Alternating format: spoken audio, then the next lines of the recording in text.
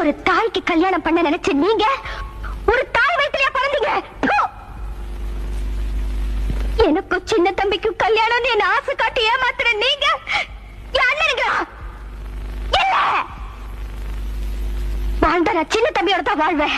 இல்ல, இதே நேரத்துல நான் பணமாவேன்.